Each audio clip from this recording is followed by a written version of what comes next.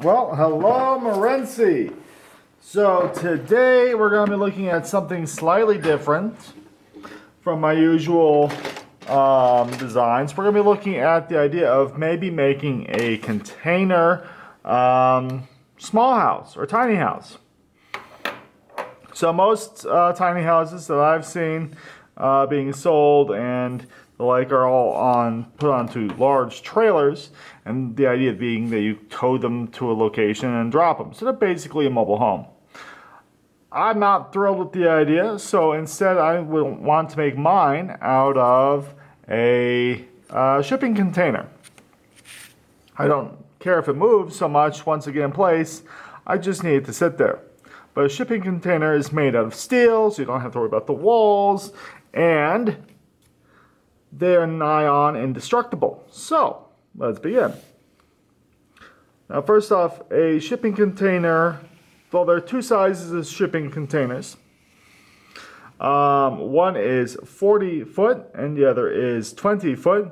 I'm going to draw a 40 foot one today. They are 40 foot long by 8 foot wide.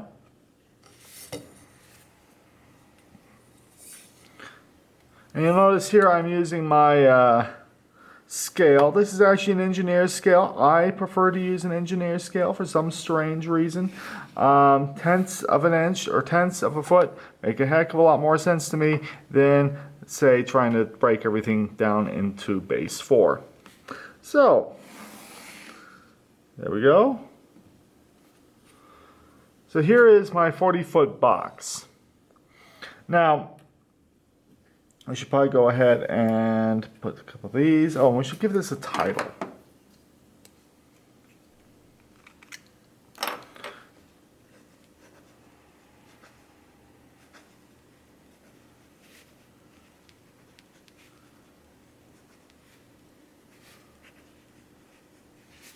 All right, so we got a shipping container house. I'm just going to pull those dimensions down here instead.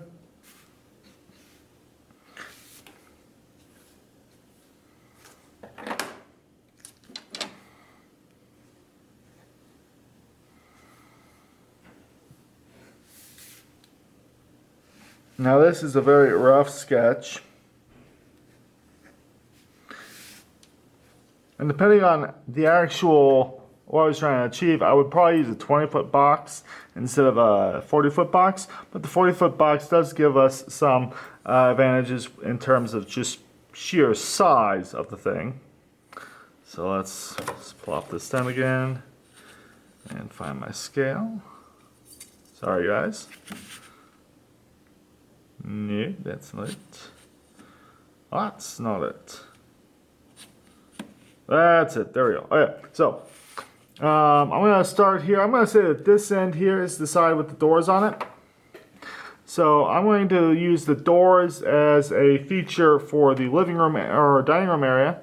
And I'm going to go ahead and come back here and set up the HVAC system now. I'm going to give that a 3-foot space because it's going to carry a lot of different equipment. The AC unit, the water heaters, the power system, everything is going to be situated in this back area. So we're just going to call this mech or mechanical room. Another thing to do would be to put the big doors over here, and that way you can just open up and get access to everything right away. I'm gonna, like I said, use those doors over here, so it may not be a thing.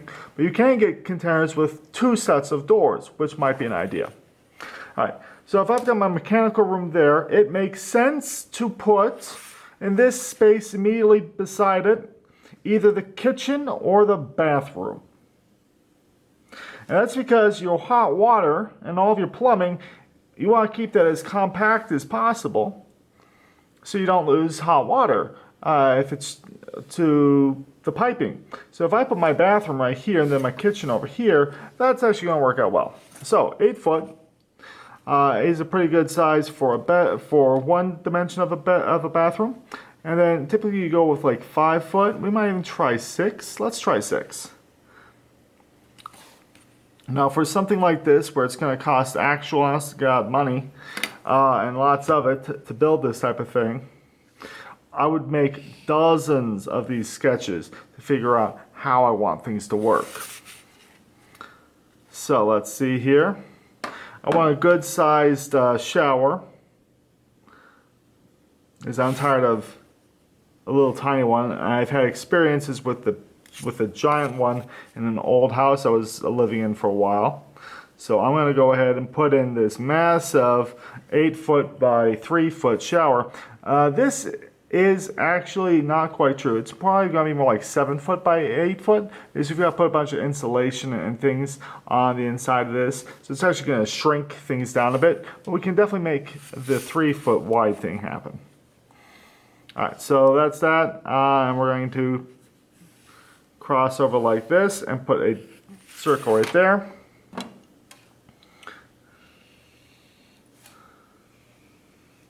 This here is the usual symbol for a shower space. This would definitely be a custom shower, so we need to frame it up and put in concrete paneling and then do tile work, so that's going to be fun. So of course with a bathroom like this we're going to need a toilet.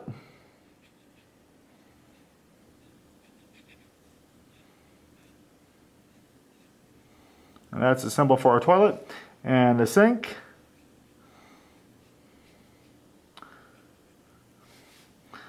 And a door. So let's go ahead and we're going to put the door front and in the center of this thing. And we're going to have it swing probably this way. Let's see if we make it a 3-foot door. That'll be there. So our door is going to sit here. Just like that. In fact, I'm going to try and use one size of door for the entire thing. So this thing is going to work. Oh, we can't use 3-foot. We'll use a 2'6". That'll work better. Well, this 2'6". Oh wait. Or no. We'll just call it 2'6".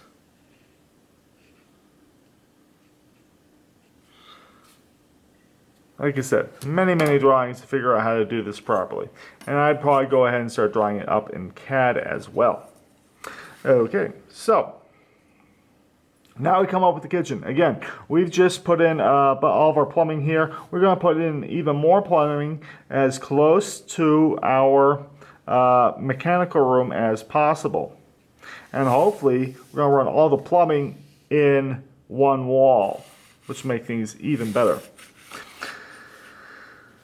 So let's see here, if I go out to 10 foot on either side, would that work? Yeah, let's see what that comes out to. So that right there is 19. If I can go out to full 20, why don't I do that? Alright, so here we have a 20-foot kitchen section.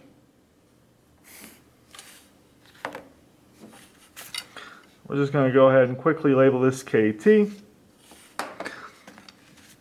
So we've got a mechanical room, our bathroom area, our kitchen area. Now we need to come up with a living room and a bedroom arrangement. This is what would be called a studio apartment. So it's going to actually just have the living room and bedroom area combined. But if we put our bed over here, so let's go ahead and draw that up. We could either do a Murphy style bed, which was one that folds out, and that will fit in this area just fine. Actually, that's way too big. I think a Murphy, I think they're only like 5 foot. A king is only like 5 or 6 feet. So let's go ahead and just give it a full 6.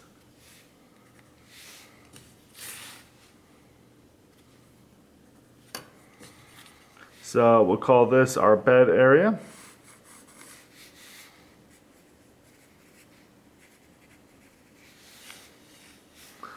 And again, I'm thinking like a fold up Murphy bed.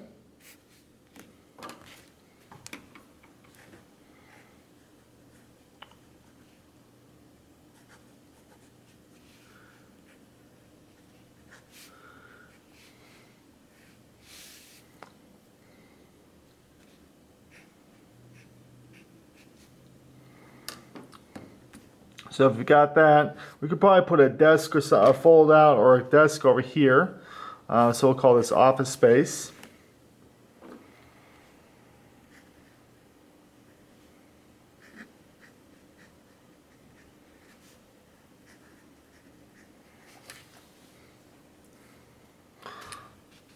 And then over in here, this is our living room, dining room area.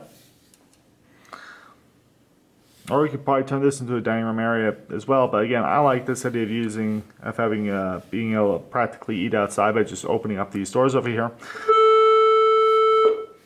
So we're just going to quickly call this L, R, and DR. And these two might be flopped around. So this is an idea.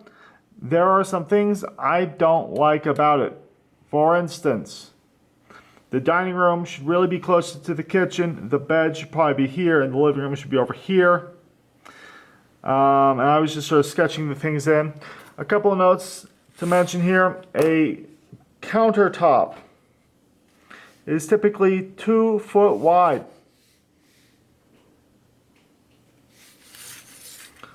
So if I set that up here,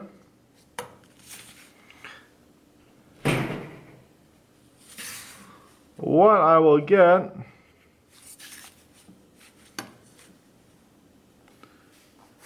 is a galley kitchen, which are very efficient in terms of space used.